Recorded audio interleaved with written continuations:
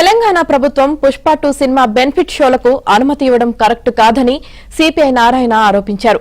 పుష్ప 2 సమాజానికి ఉపయోగపడే సినిమా కాదని, స్మగ్లింగ్, ఎర్రచందనం వంటి వ్యవస్థలను ప్రోత్సహించే విధంగా ఉందని నారాయణ మండిపడ్డారు.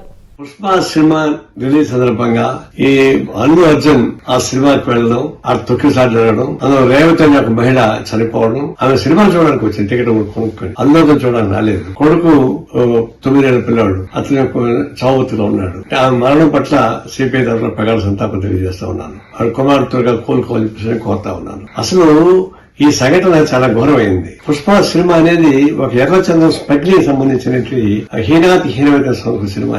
అది సందేశం ఏమి ఇస్తుంది? స్మగ్లింగ్ బాగా చేసుకోమని చెప్పి ఇస్తుందా? అలాంటి సినిమాలో అనేక అసహ్యకర సీన్స్ ఉన్నాయి. కూర్చుంటే ఒకసారి, లేస్తే ఒకసారి చెప్పేసి, లేదంటే ఇంకొక సినిమాని.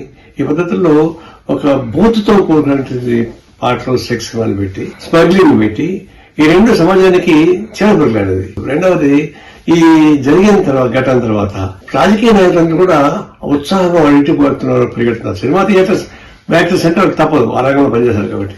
రాజకీయ నాయకుల కింద చీపు ప్రచారం చూశారు కదా, ఆ విధంగా ఎందుకు ప్రోత్సహించాలా? ఒక విధంగా అయితే రాజకీయ నాయకులు కూడా నైతిక ప్రవర్తనలు తిరస్కరిస్తా ఉన్నారు. చాలా బాధపడతా ఉన్నా. అరవింద్ లాంటి పెద్ద కుటుంబం అది.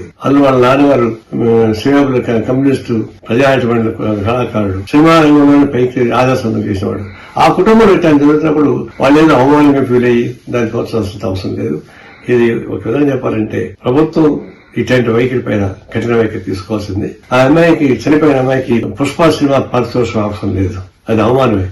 ప్రభుత్వం సహాయం చేయాలి, సభ్య సమాజం మనం సహాయం చేయాలి, ప్రజలకు సహాయం చేయాలి. మేము కూడా ఆ విధంగా కోరుకుంటున్నాం, ఆ విధంగా సహాయం చేస్తాం.